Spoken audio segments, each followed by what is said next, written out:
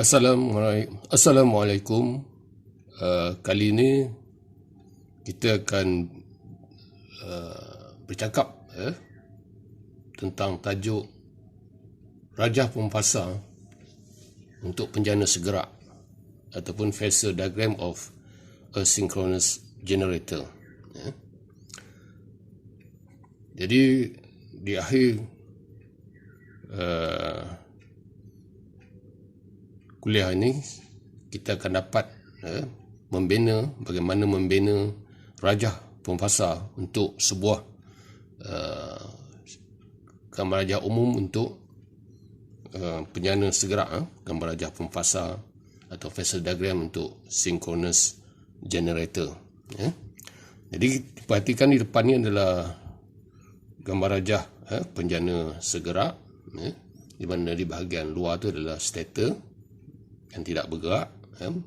Terdapat di sana lilitan ataupun belitan tiga fasa, gulung tiga fasa, fasa R, Y dan B. Dan di tengah-tengah tu adalah rotor yang boleh berputar, yang mengandungi kutub magnet. Terdapat di sana adalah kutub magnet north dan south, atau utara dan selatan. Di situ terdapat flux magnet pada kutub magnet tersebut. Jadi rotor ni dia boleh bergerak. Sebagai contoh, kita boleh gerakkan ikut lawan pusingan jam macam tu. Apa berlaku bila kita pusingkan, gerakkan, jadi kita perlukan tenaga mekanikal untuk menggerakkan rotor penjana ini. Jadi bila medan magnet bergerak di bahagian rotor tu, dia akan memotong flux, jadi flux magnet tu akan memotong coil atau gulung tiga fasa tu, yang akan menghasilkan voltage, akan menghasilkan voltage yang terjana pada tiap-tiap fasa tu, R, Y dan B, ataupun EMF. Jadi bila elektrik ataupun boltan terjana dalam gegulung tiga fasa tadi, dia akan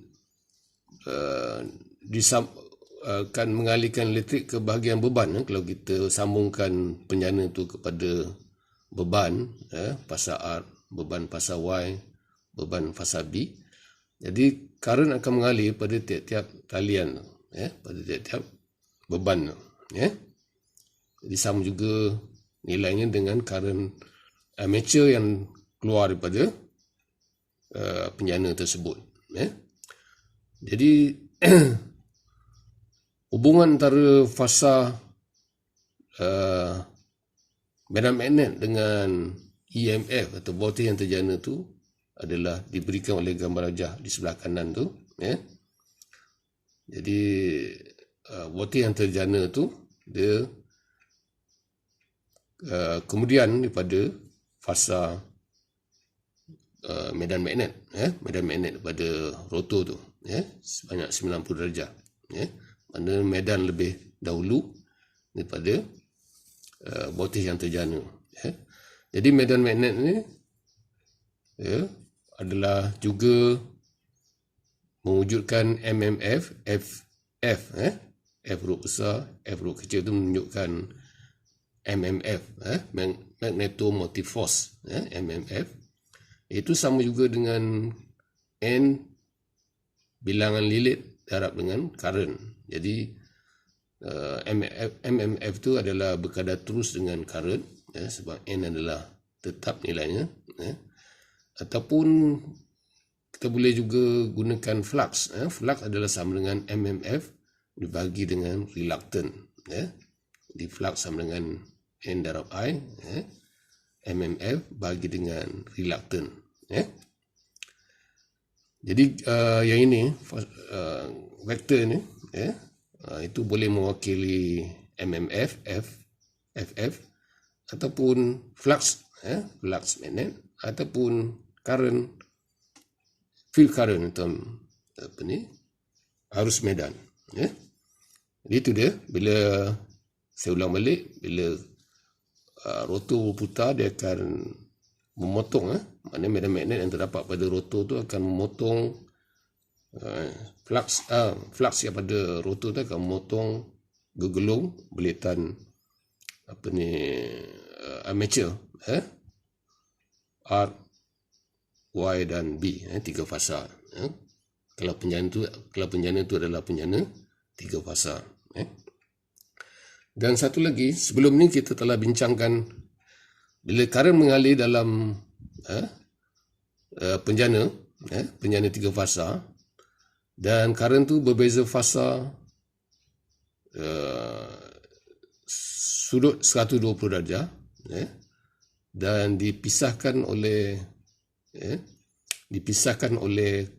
kedudukan sudut antara R, Y dan B itu adalah 120 darjah. Dia punya kedudukan antara satu sama lain. Secara fizikal diasingkan 120 darjah, mekanikal.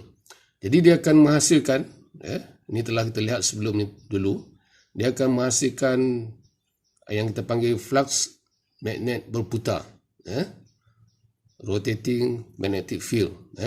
Maknanya dia akan menghasilkan medan magnet berputar. Jadi sekarang ada dua, satu medan magnet yang dibawa oleh rotor tu, dan satu lagi medan magnet yang terhasil bila current mengalir dalam gegelung 3 fasa. Dia akan menghasilkan medan magnet berputar. Jadi cuba kita lihat bagaimana medan magnet berputar tu pada rajah penjana segerak.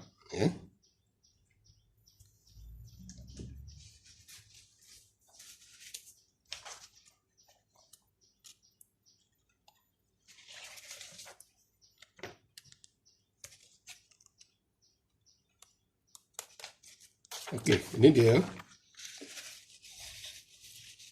Apabila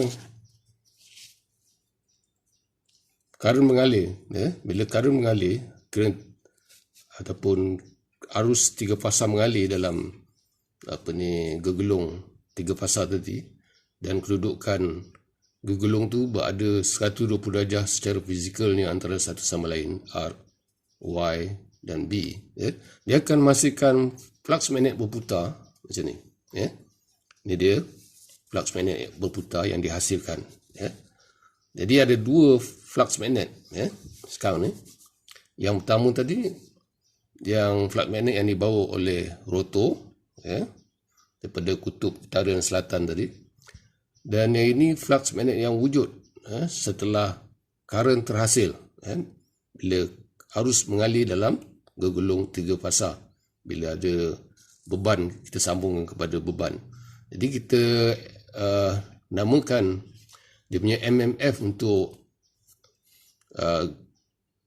flux yang berputar ini ialah FA, sebab daripada A itu adalah armature.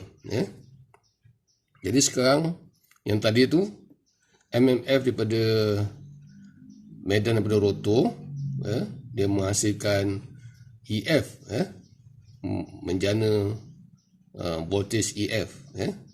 Dan sekarang sudah ada satu lagi medan yang terhasil daripada armature itu sendiri, yang kita panggil medan berputar, medan magnet berputar, iaitu FA. FA. Jadi FA itu adalah dihasilkan oleh current IA, current armature current atau load current. Jadi dia akan menghasilkan FA. FA ini adalah flux yang berputar tadi. Jadi sekarang ada dua, FF dengan FA. FA. Jadi gabungan dia, ini akan terus berputar. Fluxnya akan berputar sebab sifat dia macam tu. Flux medan magnet berputar. Jadi hasil kedua-duanya, paduan dia, FF dengan FA, kita akan dapat satu resultant flux, dipanggil FR. R itu adalah resultant, paduan antara FF dan FA. Jadi jumlah dia kita dapat FR. FR ni akan menjana ER, voltage ER. Jadi ER tu adalah hasil flux jumlah daripada paduan antara FF dengan FA tadi, ER. Walaupun pada asalnya ada EF, tapi disebabkan ada FA tu, jadi kita dapat voltage yang terjana tinggal ER setelah ditolak dengan tidak balas, kita panggil amateur reaction tadi, FA. Jadi sekarang kita ada dua flux di situ. Jadi saya letak balik flux pada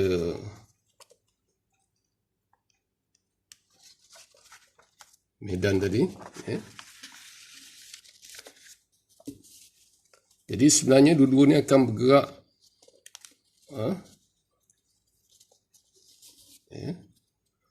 akan bergerak serentak. Dia akan bergerak serentak dengan kelajuan kita panggil synchronous speed, kelajuan segerak. Jadi dia akan berputar serentak macam tu. Dua flux ni akan bergerak serentak, berputar dengan kelajuan serentak. Jadi kalau kita lihat rajah tu, FF berada di situ, FA pada sudut ni, yang ni FA, FA, dan yang ini FF, FF. Jadi dua-dua ni akan bergerak macam tu dengan beza sudut. FF dengan FA tu, ini perbezaan sudut dia, perbezaan sudut dia. Ini beza sudut tu. Jadi dia beza sudut, tapi dia bergerak bersama dengan kelajuan yang kita panggil satu kelajuan segerak, pada kelajuan synchronous speed. Dia akan berputar pada kelajuan speed macam tu, sentiasa berputar macam tu, tapi pada sudut yang berbeza, pada sudut yang berbeza. Okey. Seterusnya,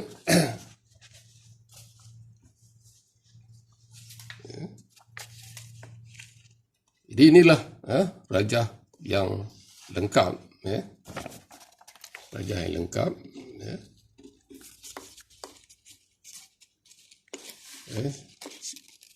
Kita lihat sebentar di sini. Jadi perbezaan EF, sudut EF dengan IA itu adalah phi di sini, phi, sudut ini. Jadi buat sementara ni kita gunakan dia sebagai sudut current dan voltage, phi dengan sudut antara IA dengan current dengan voltage yang terjana EF. Okey. Tapi yang lebih lengkap, kita boleh lihat yang ini. Jadi sekarang, ER di sini, hasil daripada FR tu kita dapat ER, voltage yang terjana setelah dikurang jumlah antara FF dengan FA tadi, kita dapat MMF ataupun flux FR menghasilkan ER. Jadi IAXA ni adalah amateur reactant, amateur reaction untuk penjana segerak, XA. XL tu adalah leakage reactant pada belitan. Jadi dia bergantung pada nilai current IA, bergantung sebab IA itu menghasilkan flux FA tu. Jadi setelah ditolak IAXA kita dapat ER, amateur reaction, XA tu. Kemudian setelah ditolak IAXL dan rintangan pada amateur coil, rintangan lilitan coil, perintangan lilitan amateur, IARA. Jadi kita dapat setelah ditolak IAXL, leakage reactant, regang bocor dengan resistant armature kita dapat VT. VT itu adalah voltage yang keluar pada terminal, pada beban, VT. Jadi sudut beza antara EF dengan VT, voltage terminal itu adalah delta. EF dengan IA, current armature current ialah phi. Kemudian VT dengan IA, itu adalah sudut theta, sudut theta. Jadi ini adalah gambar rajah pemfasa atau phasor diagram untuk penjana segerak yang umum, untuk kutub rotor silinder, walaupun di sini kita gambarkan salience pole, tapi kita anggap sebagai cylindrical cylinder, rotor silinder. Jadi itu dia, kita ada VT, kemudian kita ada ER, kemudian kita ada EF. Jadi macam mana kita dapat ER tadi, ialah setelah gabungan antara FF, medan utama daripada rotor, bergabung dengan armature armature reaction field, FA, jadi kita dapat FR. FR inilah yang menghasilkan ER di situ. Okey, bagaimana kalau untuk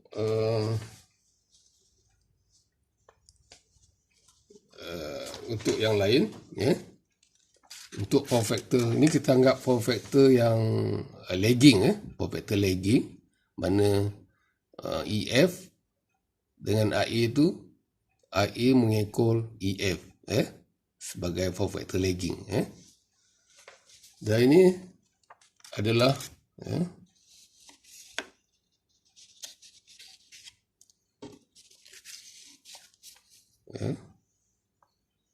ini adalah untuk power factor 1. Power factor 1 bila pi itu bernilai 0 darjah. Pi bernilai 0 darjah. Dan yang ini power factor 0, di mana sudut EF dengan IA itu 90 darjah. Sebab cos 90 darjah adalah kosong. Lagging. Lagging. IA mengekor EF. Jadi itulah bentuk-bentuk rajah pemfasa untuk power factor 1 dan power factor 0. Dan ini kalau kita letakkan BT sebagai rujukan. BT sebagai rujukan. Kalau BT sebagai rujukan, maknanya BT itu kita letak pada 0 darjah.